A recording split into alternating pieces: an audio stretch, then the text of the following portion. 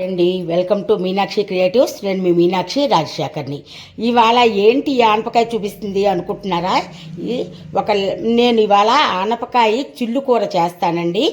అందుకోసమని మీకు ఈ ఆనపకాయని చూపిస్తున్నాను. లేతకాయ తీసుకోవాలండి. లేతకాయ అయితేనే దీనికి బాగుంటుంది. చిల్లుకాయ తీసుకుని చక్కగా దీన్ని కడిగేసుకోవాలండి. ఎక్కడా కూడా ఏమీ లేకుండా శుభ్రంగా కడిగేసుకోవాలి. కడిగేసి మిగతా ప్రాసెస్ నేను చూపిస్తాను.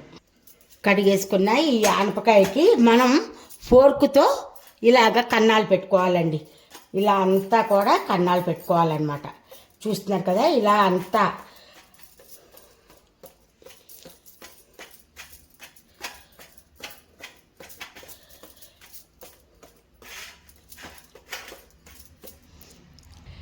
ఇలాగా ఫోర్కుతో అంతా మనం కన్నాలు పెట్టుకున్నాక దీని మీద తొణివిక తీసేద్దామండి. తీసేసి ఇది లేతకాయ అవునో కాదో మనకు ఫస్టే ఎలా తెలుస్తుందో చెప్పనా అండి. ఇది జిగురులా అంటుకుంటే మనకి లేతకాయ అన్నమాట. ఇలాగా దీన్ని మనం ఇటు కూడా దీన్ని తీసేసుకుందాం. ఇలాగా తీసేసుకుని కొద్దిగా పెద్ద ముక్కలు కట్ చేసుకోవాలి.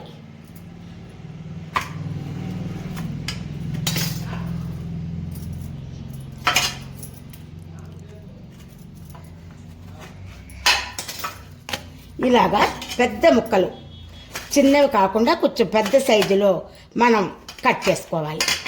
ఇది మరీ పెద్దది అయిపోయింది కదా అండి, దీన్ని మనం రెండు చేసుకుందాం.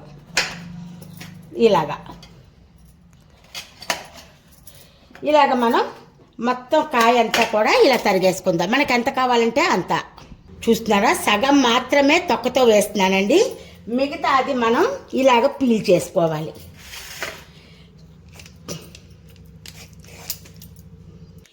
చూసారా, ఇలా పీల్ తీసాక కన్నాలన్నీ ఎలా కనబడుతున్నాయో.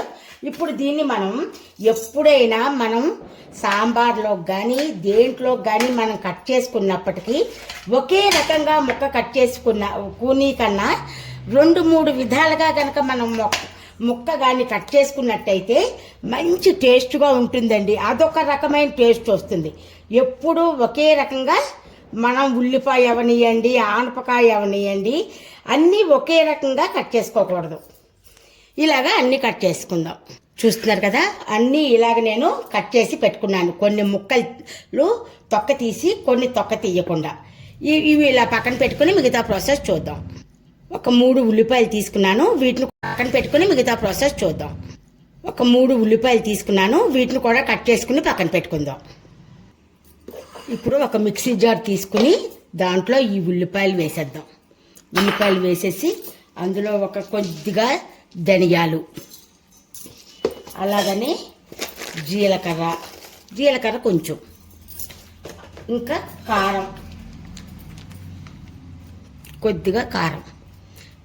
మన ఇంట్లో ఏది పచ్చికారం ఉంటే అది వేసుకోవచ్చండి. తర్వాత చిన్న కొబ్బరి ముక్క కూడా వేసుకుంటే బాగుంటాయండి. ఇలాగా కొబ్బరి ముక్క, చిన్న అల్లము, కడిగి పెట్టుకున్న అల్లము, ఏంటేసాను, ధనియాలు, జీలకర్ర, కొబ్బరి, ఉల్లిపాయలు, కారం, అంతేనండి. ఇంకా మసాలా ఏమీ వేసుకోని అవసరం లేదు. దీన్ని మనం మిక్సీ పట్టేసుకుందాం. మనం ఈ రకంగా మిక్సీ చేసేసుకున్నాం. మరీ మెత్తగా చేసుకోకూడదండి, కొద్దిగా బరకగానే చేసుకోవాలి. ఇప్పుడు మిగతా ప్రాసెస్ చూద్దాం. ఇప్పుడు స్టవ్ వెలిగించి మూకుడు పెట్టుకుందాం. మూకుడు పెట్టుకుని ఇందులో ఆయిల్ వేసుకుందాం.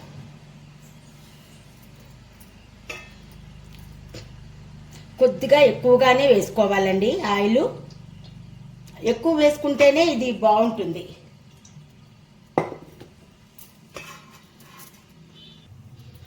ఇప్పుడు మనం ఆయిల్ వేడెక్కింది. పొట్టు మినప్పప్పు అయితే బాగుంటుందండి. అలాగనే కొద్దిగా ఆవాలు, నేను సన్నావాలు వాడతానండి. అలాగనే కొంచెం జీలకర్ర. మనం కావాలంటే శనగపప్పు కూడా వేసుకోవచ్చండి. శనగపప్పు మా ఇంట్లో తినరని నేను వేయలేదు. ఈ కూరలో తినరు. చూస్తున్నారా, ఎండుమిరపకాయలు తుంపకుండా వేసుకోవాలండి. పోపు వేగాక ఈ రకంగా మనం పోపు చక్కగా ఎర్రగా వేగిపోయాక దీంట్లో కరివేపాకు కూడా వేసుకుందాం. వేసుకున్న తర్వాత దీంట్లో మనం ఈ ఆనపకాయ ముక్కలు వేసి ఒక్కసారి ఆయిల్లో వేసుకోవాలి.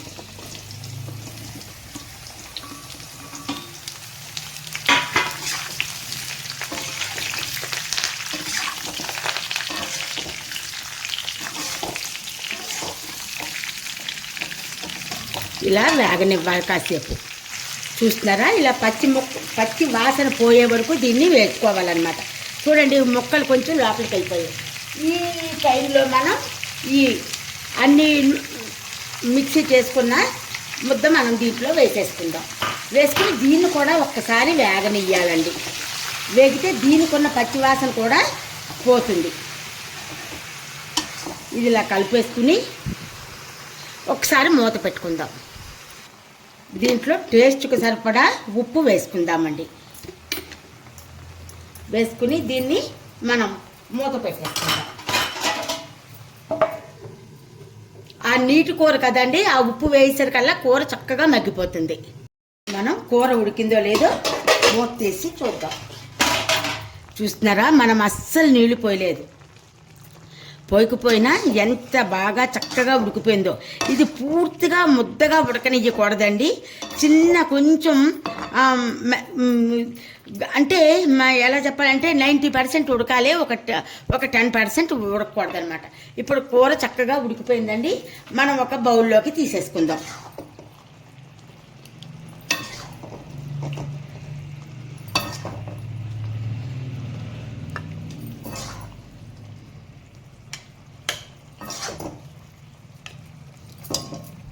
చూస్తున్నారు కదా అండి, ఆనపకాయ చిల్లు కూర రెడీ.